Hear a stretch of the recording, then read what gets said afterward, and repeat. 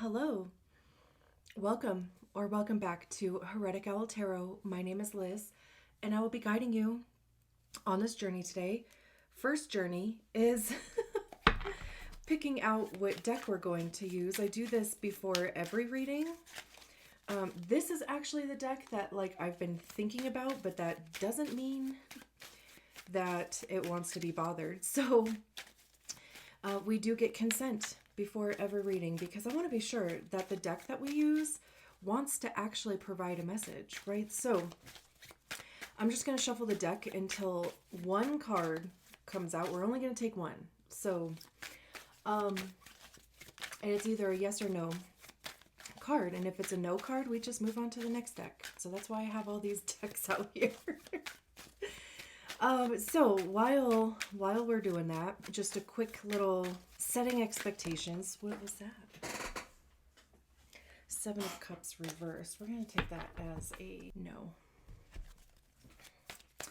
I'm not psychic. I'm certainly not claiming to be, but I do know these cards, and my intention is to give you the message as it's coming through to me in as many ways as it is coming through to me. And also, I like to, Page of Swords, the star, okay, I think we will. We will use, I think this is the Guardians deck. I haven't even actually used this deck for YouTube readings before, so that's fun.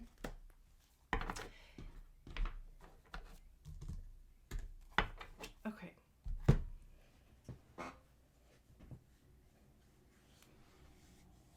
So, what was I saying? I like to explain the cards to you because no doubt you are receiving your own message, your own confirmation, because obviously you're the one that's living your life. So if there is not a message that I'm saying out loud, but there is something that is coming through to you that is very much a message, but also at the same time, don't try to fit a square peg into a round hole to fit a narrative. Obviously use your discernment. Not everything in the reading may resonate for you. It is a general reading, blah, blah, blah. What else though? I feel like I'm missing something. I would absolutely love it if you subscribe to the channel. If you haven't done so already, I'm just glad that we are both here. But of course, it does help me grow, and I love that.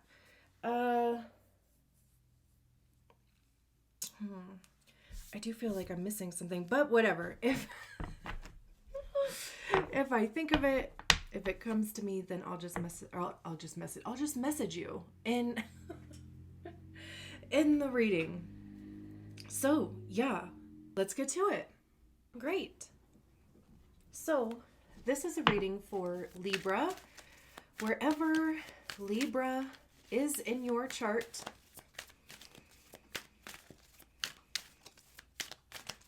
let's get you a couple cards, see what the vibe is. We only take the cards that fall out of the deck.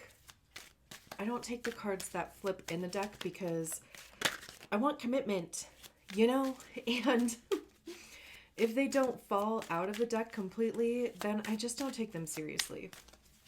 And I've had that conversation with literally every single deck that I own, so everybody knows. For Libra, how many cards? Okay. We'll take that. We have the Nine of Pentacles, Judgment, Two of Swords. I love the colors on that. The Magician, Two of Cups.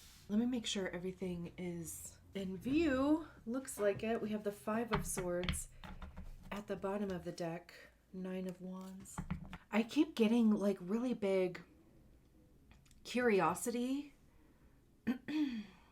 vibes out of this, but it's like self curiosity. The reason why I say that is in this Nine of Pentacles, they're it looks like to me smelling the little flower that's growing from their own branch. So it's almost like really exploring, really being curious about yourself, your wants, your needs, your security, maybe even. There's this river that's flowing. We can see that there's this figure that's also like growing. It almost feels very judgment card. This figure back here. Like can you see what I'm talking about? Back here. And like, the path that you are on, it has a stop and smell the roses type of feeling to it. It's like the direction that you're heading in or that you want to head in, and it's really like exploring the things that are on that um like along the path, right? Like, I mean, when you go on a road trip, right? Like, I mean, sure, you have a destination.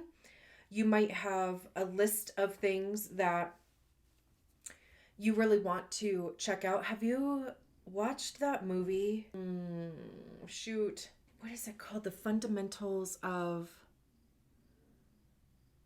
Is it Kindness? It has Paul Rudd in it. I want to say it's called like The Fundamentals of something, of kindness, of happiness, of something. Shoot. And I don't have. I mean, I could go get my laptop, but I don't have it like right in front of my face so I could like look it up. But um basically, the main one of the main characters in the movie has muscular dystrophy, I believe. I love how this shit is just like dropping into my head because I love it, because most times that's not the case, but I'm like, thank you wherever that's coming from. So yeah, he has muscular dystrophy, and Paul Rudd is like down on his luck. I think his kid died suddenly. His wife left him, just kind of trying to find his way. He ends up being a caregiver for this kid, and they develop this really cool relationship, and the kid has this whole map of a road trip that he wants to go on, and all these random destinations, attractions that he wants to see. But things happen along the way, right? But also like they allow space for random things to happen. It's not being like so focused on the destination, but it truly is like enjoying the journey, and like literally allowing for there to be space for spontaneity, for things to surprise you even. I mean, that's not even necessarily, well, whatever it could be, but pentacles have to do with our money, how we get it, how we save it, how we spend it. It's our time and our energy, because that's generally what we use in exchange for compensation, right? Like most times, not all the time. But like, where are you investing your time? Where are you investing or giving your energy? It's your physical body and your health, literally anything tangible, anything that you place worth and value on. The Nine of Pentacles is individual completion. There's a sense of success with the Nine of Pentacles. It's independence, self-sufficiency. And that's why I started going down the route of, I mean, truly being curious about yourself. Like, what would be stopping and smelling the roses to you? You know? Like, it's not necessarily like the literal stopping and smelling roses, but it's like allowing yourself to enjoy the environment around you, finding little things to um feel joy and excitement about, but also recognizing that like you're still on this path and there is still this goal here, right? And I'm gonna read from the book from every single card, because I have absolutely fucking loved every single thing I've read from this booklet from this creator. So it says, the guardian pauses for a moment. I hope that this hasn't been blurry the whole time. No, hopefully not. The guardian pauses for a moment, steps back from the rigors of the day, and inhales the beauty and magic in the existence of life and physical matter. He has the grace, kindness, and consideration to the fragility of life that surrounds him in this plane of existence. The goddess's aura appears upon the horizon, radiating the power of universal knowledge to the guardian. The guardian opens himself to the enlightening energy of the goddess. He accepts and allows this energy to flow his being as he instinctively knows the answers to his questions and that of others. This card signifies that now is a time to not only appreciate the world, but to be able or to be aware of a higher source of knowledge and energy. Just as the goddess's aura emerges from the horizon, so too does the waterway create a path on which to travel, besides towards universal enlightenment. What? Just as the goddess's aura emerges from the horizon, so too does the waterway create a path on which to travel, besides towards universal enlightenment. I thought I said that wrong. Also too, is that a bird? That is a bird. Okay, I don't know why I'm surprised. Whatever. Just all of a sudden, it caught my eye. But even for me, what I also heard from that, of course, take what you will, interpret it, of course, as you will. But it's there are more than one way to do things. There's more than one way to accomplish a thing or to reach enlightenment. Even enlightenment would be different for everybody. Speaking of enlightenment, I mean, we have the judgment card. Not that judgment specifically talks about enlightenment. I mean, it certainly can be, but it's literally the end of the fool's journey. We're literally talking about the journey over here. The judgment card is a card that comes before the world card. So it's that moment where, we take stock of the places we've been, the things we learned, the losses, the gains. It's recognizing how much we have changed just throughout life in general, whatever circumstance, you find yourself in, right? Even just recognizing the impact that something has had on you. And it really is making a decision too of going forward. Who have you become as a result of that? And it's also making the decision to end the cycle, to complete a cycle, because the world card, even though I know we don't have the world card out here, but it does talk about, right, the culmination of a thing, the completion of the thing, closure, wrapping it up. But also, it's not only just that though. It's this part of the journey is over, but the next part is beginning, So this says, the guardian works as a somber reminder to reflect upon those who have crossed the bridge before us. Their energy, memories, and moments live on within each soul that walks this world. Those who have altered the world and set the stage for all concussive events to happen. Remember them. As this card lies before you, pause for a moment and recall a person who has had a profound influence upon your life. Now ask yourself, why did they come to mind? How can their influence assist you? Draw a second card, lay it above this one for their message. Should we do that?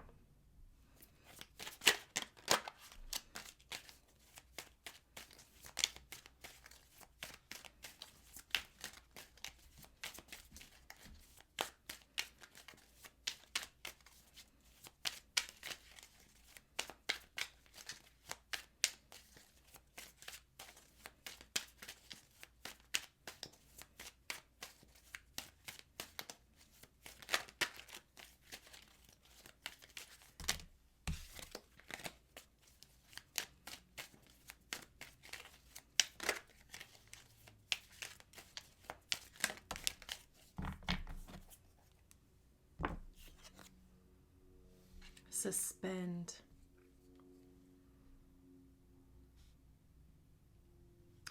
That is the Hanged Man. Let's see what that says. The guardian watches as his yellow leaves are now ready to fall one by one.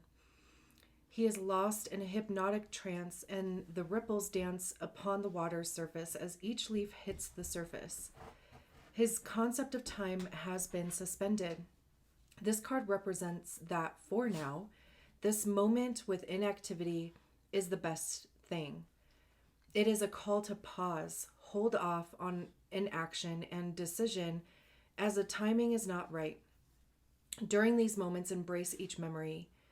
Hold them dear. Use this time to process and lay the past to rest. Okay.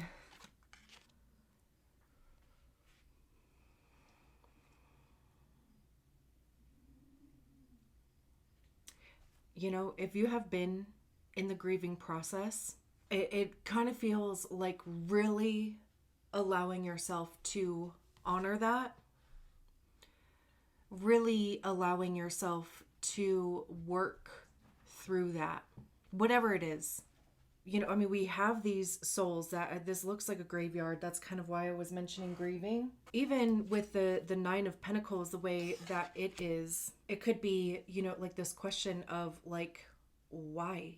What is the meaning of this path? Also, even feeling that you could be alone on it in some capacity. If you are grieving a loss, you know, it could even just be something from your past, a past relationship, a past encounter, connection that, you know, maybe you have felt suspended in, like just kind of stuck there.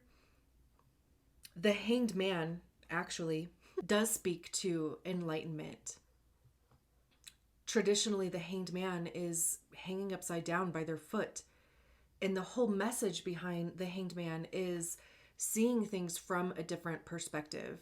There is a period of suspension or being in limbo, but the purpose of that is because there is a different way or an alternative way to view your situation.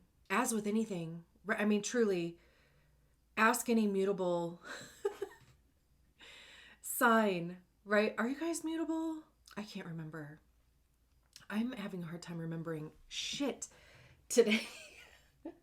So, my apologies, but ask any mutable sign, you know, like how many different perspectives could be present, but then also like ask any fixed sign and the answer will probably be different. You guys are cardinal, right?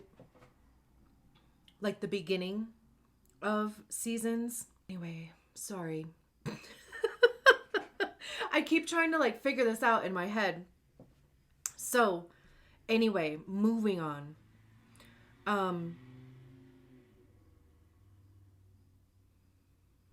I do find it though really interesting how the Judgment card, it does talk about in this deck honoring those, right, that have crossed the bridge, but also that bridge could be the people who walked so you could run, right? Like they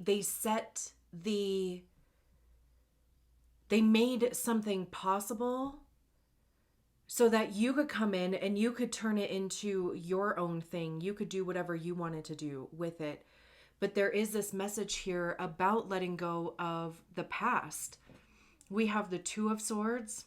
I love the colors in this. For some reason, I don't know, it just feels like very springy, like very fresh. Swords have to do with our mind. It's air, right? So it has to do with our mindset, our thoughts, belief systems, ideas, truth, honesty. Ego is wrapped up in there, at least for me, with swords, because that's generally where we tend to hear our ego is in our minds. And our egos are created by the stories that we attach to experiences, to literally these three cards, right? And it's interesting that This card is looking back at these three cards.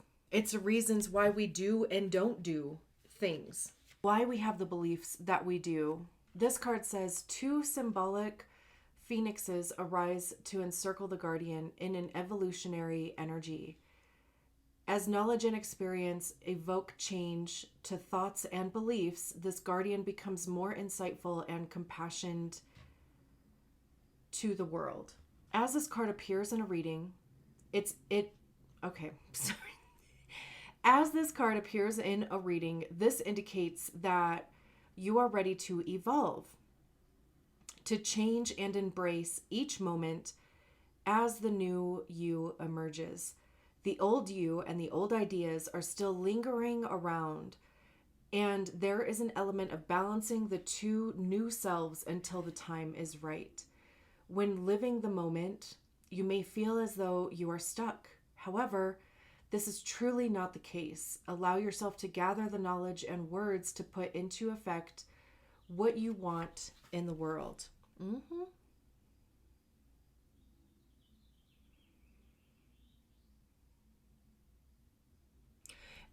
It like this guardian almost feels like the guardian in the suspend card without their leaves. I'm sure they're not the same. I'm sure it's probably because they're both pink. But it feels that way. There is this change, and it's honoring this whole process, right? Like the whole, for me, grieving process, it's not to allow yourself to forget the people, the places, the things, the life you thought you were going to have, the whatever, it's not to forget that. The grieving process is for you to feel it, to honor it, to accept it, right? I mean, what the 5 stages of grief, right? The last one being acceptance, right? I think is the last one. But it's more so, the purpose of it is so that it doesn't hold you back anymore. So that you can look forward. You can allow the phoenix, literally, there's 2 phoenixes on here, to rise. So that you can determine what future you want to have that's not rooted in the past, that's not the boundaries, the limiting beliefs, whatever it is that's like kind of holding you back. And maybe that's because, again, right, I mean, like, you had this idea, you had this plan, you had everything all planned out, and if it didn't go the way that you expected it to, and if you've been stuck in that energy of like disappointment, truly the energy is available here. And I absolutely love that the Magician is the card that is next to or right behind the 2 of Swords, because that is manifesting literally anything that you want. It's also a message about everything that you need to do the thing you have right now. And a lot of us get stuck in the, I don't have this, I don't have enough that, timing's not right, something's not perfect, blah, blah, blah, right? But the Magician is like, no, you have exactly what you need. And anything that you need going forward, you'll get along the way. Going back to even the road trip analogy, like, truly allowing for there to be space to be surprised, to dilly-dally, This says, ready to assist in delivering messages between this world and the next, the Magician explores and lives within the world of the unseen. She offers peace and insight through her abilities.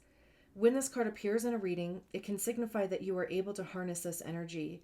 You may seem to just know the bigger picture, and the words you say may not seem to make sense to you, but do make sense to the person hearing them. Through your actions, you are able to offer insight to a solution and bring peace. I kind of love that they're like using a Ouija board. They have this pendulum here, just divination tools. I mean, hello, I love that. Obviously, you don't have to use divination tools like if you don't want, but here you are watching a tarot reading on YouTube, right? So, this could just be, and it usually is, like the confirmation that and whoever it was that you thought about over here with the Judgment card, if they are somebody who has already crossed over, truly, this is them telling you that, they'll be there along the way. They really will. I 100% believe that. By you grieving, by you letting go, by you healing this, all that's going to do is allow for you to have the energy to look forward, and you're going to bring them along with you. I love that we also have this ace between two twos. Aces are new beginnings. Twos are knowing what you are to do,